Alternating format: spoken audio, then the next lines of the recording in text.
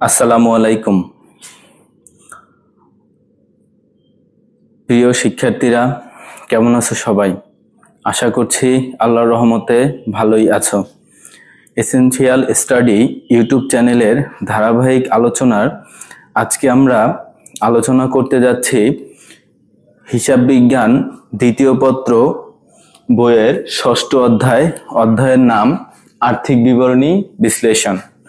ইতিপূর্বে আমি প্রথম ক্লাসে স্বল্পমেয়াদী দায় পরিশোধের ক্ষমতা বা ঋণ পরিশোধের ক্ষমতা নিয়ে অলরেডি একটা ক্লাস নিয়েছি। তোমরা যদি সেই ক্লাসটা না দেখে থাকো, এই ক্লাসটা বোঝার সুবিধার্থে ওই ক্লাসটা দেখে আসতে পারো। আমার ডিসক্রিপশন বক্সে প্রথম ক্লাসের লিঙ্কটা দেওয়া আছে। তো আমরা এই অধ্যায়টা মুখস্থ নির্ভর অধ্যায়, কারণ এই অধ্যায়টা সূত্রের উপর নির্ভর করে সবকিছু। যে যত ভালো সূত্র মুখস্থ করে রাখতে পারবে তার জন্য এই অধ্যায়টা ততটাই সহজ। এই অধ্যায়টা যদি তোমরা এই অধ্যায়ের উপর ফোকাস করো, আমার মনে হয় সৃজনশীল উত্তর করার ক্ষেত্রে তোমাদের সময়টা অনেক বেঁচে যাবে। এই অধ্যায়ের সৃজনশীলগুলো উত্তর দিতে তোমাদের একটু সময় কম লাগবে, যেহেতু আমরা 7টা সৃজনশীল অ্যান্সার করতে গেলে অনেক সময় লেগে যায়। তো সেই জন্য হচ্ছে এই অধ্যায়ের সৃজনশীলগুলো তোমরা 10 থেকে 12 মিনিটের মধ্যেই একটা 10 মার্কের সৃজনশীল কমপ্লিট করতে পারবে, যদি সূত্রগুলো ভালোভাবে তোমাদের আয়ত্তে থাকে। তো আজকে আমরা দ্বিতীয় ক্লাসে আমরা আলোচনা করতে যাচ্ছি মুনাফা উপার্জন ক্ষমতা নিয়ে। মুনাফা উপার্জন ক্ষমতা এর আগের ক্লাসে, আমার প্রথম ক্লাসটায় আমরা আলোচনা করেছিলাম স্বল্পমেয়াদী দায় পরিশোধের ক্ষমতা নিয়ে। তো আজকে আমরা আলোচনা করব মুনাফা উপার্জনের ক্ষমতা। প্রশ্নে অনেক সময় মোট লাভ, নিট লাভ, পরিচালন, বিনিয়োজিত মূলধন এগুলো না বলে থাকে মুনাফা উপার্জনের ক্ষমতা নির্ণয় করো। যদি তোমাকে এরকম বলে, তাহলে তোমাকে এই সূত্রগুলোর সমাধান করে দিতে হবে এবং বুঝতে হবে যে এই সূত্রগুলোর সমাধান আমাকে করতে বলছে। তো মুনাফা উপার্জন ক্ষমতায় আমরা দেখতে পাচ্ছি যে মোট লাভ, নিট লাভ, পরিচালনায় বিনিয়োজিত মূলধনের আয় অনুপাত এবং বিনিয়োজিত মূলধনের আবর্তনের হার, এই 5টা বিষয় নিয়ে আমি আলোচনা করতে যাচ্ছি। এই 5টা বিষয়ের মধ্যে 4টা বিষয় তোমাদের জন্য খুবই গুরুত্বপূর্ণ। আর এই বিষয়টা পরিচালন আয়, যে বিষয়টা এটা পরীক্ষায় মাঝে মাঝে দিয়ে থাকে, খুব কম, তবে তারপরও আমি লিখে রাখছি, যেহেতু দিয়ে থাকে খুব কম হলেও তো দেয়, তার জন্য। বাট বাকি 4টা খুবই গুরুত্বপূর্ণ। এর ভিতরে এই বিনিয়োজিত মূলধনের আয় অনুপাত এবং আবর্তনের হার, এই দুটো এবং মোট লাভটা বেশি থাকে। তো আমরা দেখি একটু সূত্রগুলো কিরকম থাকে। তো প্রথমে আমরা আলোচনা করতে যাচ্ছি মোট লাভ অনুপাত। মোট লাভ অনুপাত, এটা হচ্ছে সূত্রটা হচ্ছে মোট লাভ ভাগ হচ্ছে নিট বিক্রয়।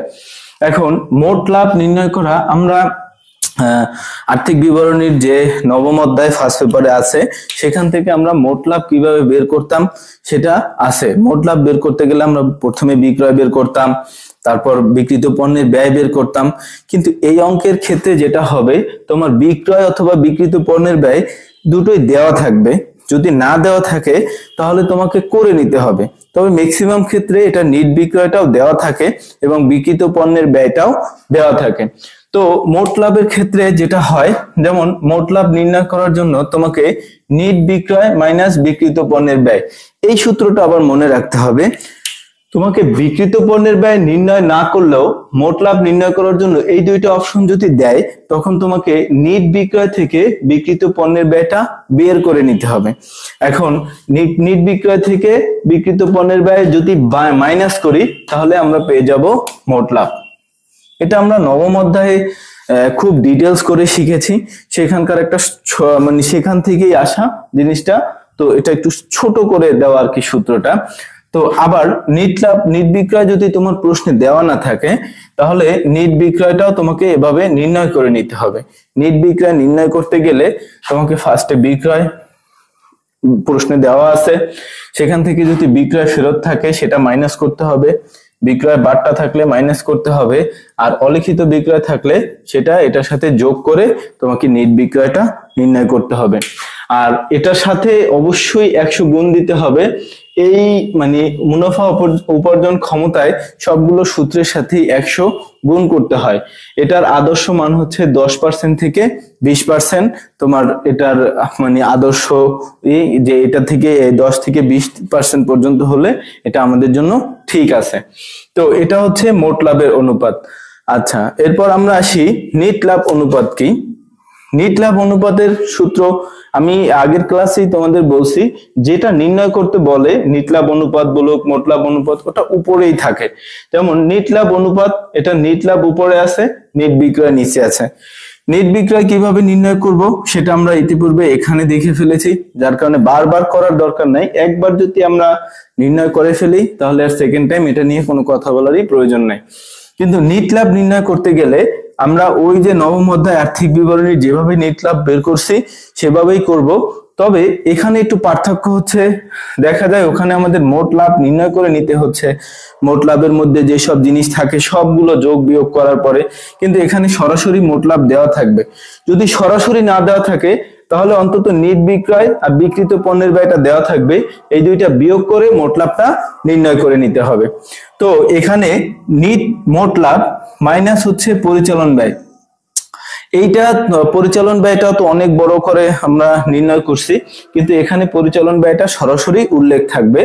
এর সাথে অপরিচালন আয় যদি দেওয়া থাকে আর অপরিচালন ব্যয় যদি দেওয়া থাকে, সেই দুইটাও যোগ বিয়োগ করে আমাকে নিট লাভ বের করে নিতে হবে। সাথে 100 গুণ দিব। এটার ক্ষেত্রে 10% হচ্ছে আদর্শ, যেটা থাকলে আমাদের জন্য খুবই ভালো। তো এটা হচ্ছে নিট লাভ বের করার তো সূত্র।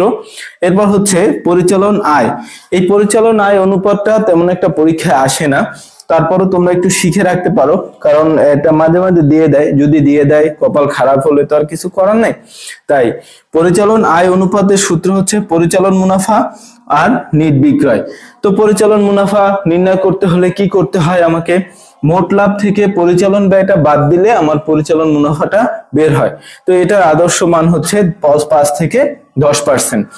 তো এখানে পরিচালন আয় বলে বা নিট লাভ বলে, মোট লাভ বলে, এটাকে মোট মুনাফা অনুপাতও অনেক সময় আসে। যেমন এটাকে যদি লাভ না বললে মুনাফাও বলতে পারে, আবার এটাকেও লাভ না বললে মুনাফাও বলতে পারে। দুটো জিনিস একই, লাভ আর মুনাফা তো একই ব্যাপার। আচ্ছা, তারপর আসি বিনিয়োজিত মূলধনের আয় অনুপাত বা বিনিয়োজিত মূলধনের মুনাফা অনুপাত বা লাভ অনুপাত, যা বলো, যেভাবেই বলো। তো এটার সূত্র হচ্ছে সুদ ও কর পূর্ব নিট লাভ ভাগ হচ্ছে বিনিয়োজিত মূলধন ইনটু হচ্ছে 100, যার আদর্শ মান হচ্ছে 10 থেকে 15%। এখন বিনিয়োজিত মূলধনের এই সুদ ও কর পূর্ব নিট লাভটা আমরা কিভাবে বের করব? দেখো, সুদ ও কর পূর্ব নিট লাভ যদি আমরা বের করতে যাই, সেখানে আমাদের করতে হবে ফার্স্টে নিট লাভটা নিতে হবে, সাথে সুদ। এটা যদি প্রশ্নে থাকে, যদি থাকে তাহলে আমাদের নিতে হবে, আর যদি না থাকে তাহলে এটা নিয়ে আমাদের কোনো কথা নাই। এরপর আছে আয়কর সঞ্চিতি, অন্য কোনো সঞ্চিতি না, শুধুমাত্র আয়কর সঞ্চিতিটা। এই তিনটা জিনিস যোগ করলে আমরা পাবো কি? সুদ ও কর পূর্ব নিট লাভ। আমার কথাটা বুঝতে পারছো আশা করতেছি। তারপর হচ্ছে বিনিয়োজিত মূলধন, যেহেতু এটা আছে, বিনিয়োজিত মূলধন নির্ণয় করার পদ্ধতি হচ্ছে দুইটা। একটা ফার্স্ট পদ্ধতি, বিনিয়োজিত মূলধন কিভাবে নির্ণয় করে একটু খেয়াল করো। বিনিয়োজিত মূলধন নির্ণয় করতে গেলে আমাকে মোট সম্পদ লাগবে, মোট সম্পদ প্রশ্নে দেওয়া থাকবে। আচ্ছা, তারপর হচ্ছে মাইনাস হচ্ছে চলতি দায় আর মাইনাস হচ্ছে অলিক সম্পদ। চলতি দায় আমরা কিভাবে নির্ণয় করব, আমরা প্রথম ক্লাসে একদম ভেঙে ডিটেলস করে বুঝাই দিয়েছি। দুটো পদ্ধতিতে চলতি দায় নির্ণয় করা যায়, দুটো পদ্ধতি ওখানে আলোচনা করা আছে। তোমরা যারা প্রথম ক্লাসটা দেখো নাই, সেই ক্লাসটা আমার ডিসক্রিপশন বক্সে লিংক দেওয়া আছে, ওখান থেকে একটু দেখে আসতে পারো, তাহলে বুঝতে পারবা যে চলতি দায়ের মধ্যে কোন কোন এন্ট্রিগুলো যায় বা কিভাবে নির্ণয় করে। তো এখানে নতুন করে যোগ হয়েছে অলিক সম্পদ, এটাকে আরেকটা নাম বলে হচ্ছে ভুয়া সম্পদ। অলিক বা ভুয়া সম্পদ। এখন অলিক সম্পদ আসলে কোনগুলো, আমরা একটু অলিক সম্পদ নিয়ে আলোচনা করতে যাচ্ছি। অলিক সম্পদ হচ্ছে এইগুলা। তো এগুলোর মধ্যে দেখেন খুব কম সংখ্যক অলিক সম্পদ থাকে, এর মধ্যে যে কটা থাকে মাঝে মাঝে সেগুলোই আমি উল্লেখ করে দিছি। প্রাথমিক খরচ, প্রশ্নে সরাসরি বলা আছে। বিলম্বিত বিজ্ঞাপন, এটাও বলা থাকে। আর শেয়ার অবহার অথবা অবলেখকের কমিশন আর দস্তুরি, হ্যাঁ, এই যে কোনো এই চারটার মধ্যেই অলিক সম্পদ সীমাবদ্ধ থাকে, কোনো চিন্তা করার কারণ নাই, এর বাইরে কোনো কিছু থাকে না। তো এই চারটা জিনিসের মধ্যে যে দুইটা দেওয়া থাকলে দুইটা জিনিস যোগ করে আমরা অলিক সম্পদ বের করে ফেলবো, যদি চারটা দেওয়া থাকে তাহলে চারটা জিনিস যোগ করে আমরা অলিক সম্পদ বের করব, ঠিক আছে। আর সেকেন্ড যে পদ্ধতি সেটা হচ্ছে বিনিয়োজিত মূলধন নির্ণয় করার দুটো পদ্ধতি, আমি একটা হচ্ছে এইটা আর একটা হচ্ছে এটা। তো এটা হচ্ছে মালিকানা তহবিল যোগ হচ্ছে দীর্ঘমেয়াদী দায়। মালিকানা তহবিল বলতে মালিকের যত সম্পদ আছে, যা কিছু আছে, সেগুলোই হচ্ছে মালিকানা তহবিল। তো মালিকানা তহবিলের মধ্যে কোন কোন জিনিসগুলো আছে আমি একটু উল্লেখ করে দেওয়ার চেষ্টা করছি, এর বাইরে আসলে তেমন একটা কিছু থাকে না। কি জিনিস, কিভাবে মালিকানা তহবিল নির্ণয় করতে হয়। এক, শেয়ার মূলধন। শেয়ার মূলধন তো মালিকেরই, যা আছে তাই সব মালিকের। আচ্ছা, সাধারণ সঞ্চিতি অথবা মূলধন সঞ্চিতিও বলে এটাকে। মূলধন মানে মোট শেয়ার মূলধনের বাইরে শুধু যদি মূলধন কথাটা থাকে সেটাও আনবা, আর সাধারণ সঞ্চিতিটা এটার সাথে যোগ করতে হবে। তারপর হচ্ছে সকল তহবিল যা আছে তা হচ্ছে মালিকের, সব তহবিল তো মালিকেরই, আর তো কারো হয় না। তারপর হচ্ছে সকল ধরনের আয়, আর এই চারটা জিনিস যোগ করার পরে এখান থেকে বাদ দিতে হয় অলিক সম্পদ। এই অলিক সম্পদ বাদ দিলেই আমরা পাবো মালিকানা তহবিল। এখন কোশ্চেন থাকতে পারে, স্যার অলিক সম্পদ কি?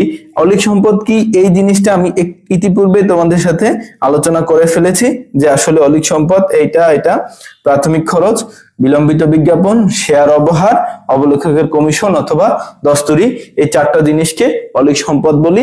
এই চারটা জিনিস যদি থাকে, যে কয়টা থাকবে, যদি তিনটা থাকে তিনটা হবে, যদি দুটো থাকে তাহলে দুটো যোগ করে নিতে হবে, যে কয়টা থাকবে সেগুলোই হচ্ছে অলিক সম্পদ। সর্বশেষ হচ্ছে আমাদের বিনিয়োজিত মূলধনের আবর্তন হার। এই একটা সূত্রে, এই বাকি চারটা সূত্রের ক্ষেত্রেই কিন্তু আমাদের 100 করে গুণ করতে হয়েছে পার্সেন্টেজ আনার জন্য, কিন্তু এটা সরাসরি হার বলা থাকার কারণে আমাদের এটার ক্ষেত্রে 100 গুণ করতে হবে না। তো এটার সূত্র হচ্ছে নিট বিক্রয় ভাগ হচ্ছে বিনিয়োজিত মূলধন।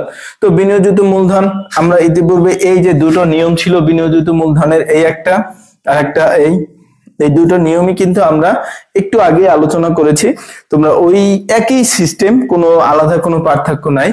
আর নিট বিক্রয় নির্ণয় করার ক্ষেত্রে আমরা এই যে নিট বিক্রয়টা নির্ণয় করেছি, এটাই একই নিয়ম।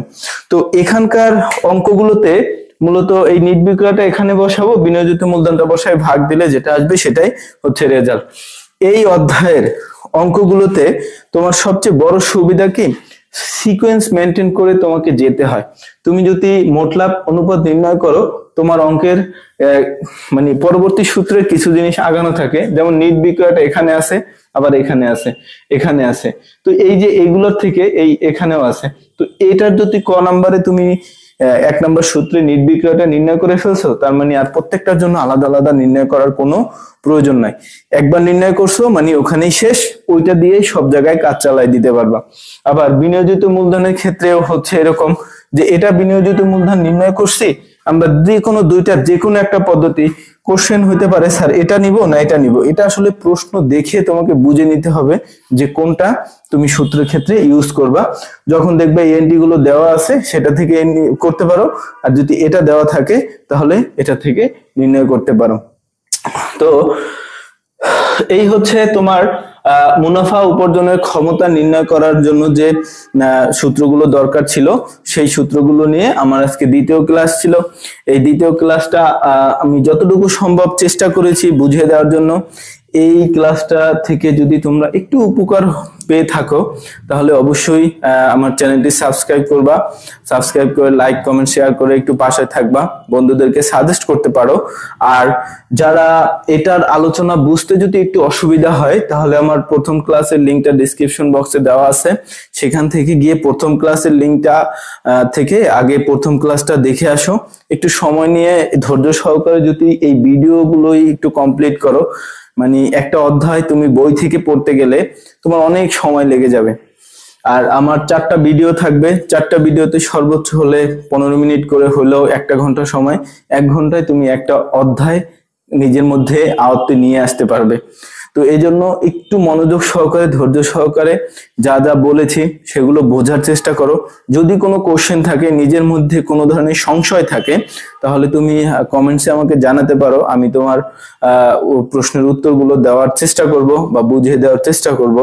ঠিক আছে, পরবর্তী ক্লাসে আমরা অন্য টপিকস নিয়ে আলোচনা করব, এইটারই পরবর্তী ধাপটা নিয়ে আলোচনা করব। তো সেই পর্যন্ত সবার সুস্বাস্থ্য কামনা করছি। ধন্যবাদ সবাইকে। আসসালামু আলাইকুম।